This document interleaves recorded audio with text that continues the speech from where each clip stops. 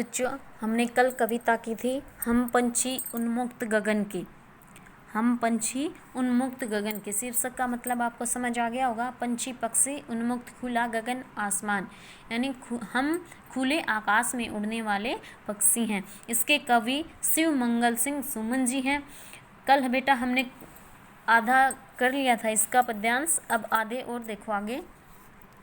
ऐसे थी अरमान की उड़ते नीले नभ की सीमा पाने, लाल किरण सी चोंच खोल चुगते तारक अनार की दानी।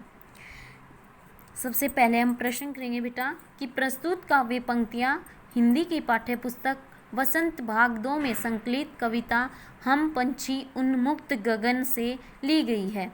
इस कविता के कवि श्री शिव मंगल सिंह सुमन जी हैं। इसमें उन्होंने पक्षियों के जीवन के बारे में बताया है कि उनकी इच्छा हमेशा अधिक से अधिक ऊंचाई पर उड़ने की रहती है। ऐसे थे अरमान की उड़ते नीले नभ की सीमा पाने। अरमान इच्छा, नभ आकाश, सीमा ऐसी जगह जहाँ पर वो ख़त्म हो रही हो। लाल किरण सी, जैसे सूरज की जो लाल किरणें आती हैं उस चोंच की तुलना सूरज की लाल किरणों के साथ की है। तारक अनार के दाने, और अनार तारों की तुलना अनार के दानों के साथ की है। तो इसमें कवि कहता है कि ऐसे थे अरमान की उड़ते नीले नभ की सीमा पाने, कि पक्षियों की इच्छा है या पक्षियों की भी इच्छा होती है कि वो नीले आसमान की ऊंचाइयों को छुएं, उड़ उड़ कर वो इतना उड़ें कि वो नीले इस आसमान की सीमा को छू लें। अगला है लाल किरण सी चोंच खोल चुगते तारक अनार के दाने। वे अपनी लाल किरण सी चोंच को खोलकर तारे रूपी अनार के दानों को चुगे, अर्थात वो आकाश में खिलने चमकने वाले तारों को अपनी चोंच से छुएं। एक बार फिर से देखो बेटा, ऐसे थे अरमान के उड़ते नीले नभ की सीमा पाने। इसमें कवि कहते हैं कि पक्षियों की भी इच्छा है कि वो नीले आसमान में इतनी ऊंचाई तक उड़ें कि वो आसमान की सीमा को छू लें। लाल किरण सी चोंच खोल चुगते तारक अनार के दाने, और अपनी लाल किरण सी चोंच को खोलकर तारे रूपी अनार के दानों को अपनी चोंच से चुगें। इसमें विशेष बेटा कि यही कि आकाश में दूर तक उड़ने की पक्षियों की इच्छा है और वे स्वतंत्र रहकर अपनी इस इच्छा को पूरा करना चाहते हैं। भाषा सरल, सहज और प्रवाहमयी है। अगला देखो बेटा, होती सीमाहीन क्षितिज से इन पंखों की होड़ा होड़ी, या तो क्षितिज मिलन बन जाता या तंती सांसों की डोरी। सीमाहीन जिसकी कोई सीमा ना हो, क्षितिज जहाँ धरती और आसमान का मिलन होता है। होड़ा होड़ी मुकाबला, प्रतिस्पर्धा, प्रतियोगिता, यानी होड़ लगना आपस में। तंती सांसों की डोरी, बेटा इसमें तंती सांसों की डोरी से मतलब सांस उखड़ जाना या जान चली जाना, सांस खत्म हो जाना। सबसे पहले इसमें प्रश्न करेंगे। प्रस्तुत काव्य पंक्तियाँ हिंदी की पाठ्य पुस्तक वसंत भाग 2 में संकलित हम पंछी उन्मुक्त गगन के शीर्षक कविता से ली गई हैं। इस कविता के कवि श्री शिव मंगल सिंह सुमन जी हैं। इन पंक्तियों के माध्यम से कवि ने उनकी आकाश में उड़ने की इच्छा को प्रकट किया है कि वो आकाश में उस जगह तक जाना चाहते हैं जहां धरती और आसमान का मिलन होता है, भले ही उन्हें इसके लिए अपनी जान गंवानी पड़े। होती सीमाहीन क्षितिज से इन पंखों की होड़ा होड़ी, कवि ने बताया है कि आसमान में उड़ते हुए इन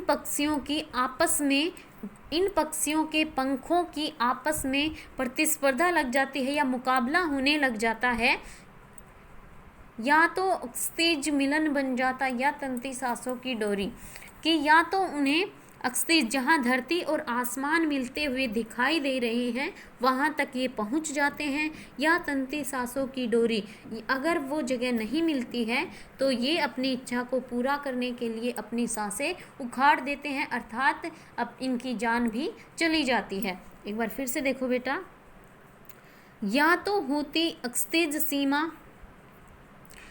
सीमाहीन क्षितिज से इन पंखों की होड़ा होड़ी। इसमें कवि कहता है कि पक्षी जब उड़ते हैं तो वे अपने पंखों की होड़ा होड़ी के चक्कर में या उनके पंखों के आपस में प्रतिस्पर्धा होती है कि वे आसमान के उस किनारे तक, उस सीमा तक पहुँचे जहाँ पर धरती और आसमान का मिलन होता है।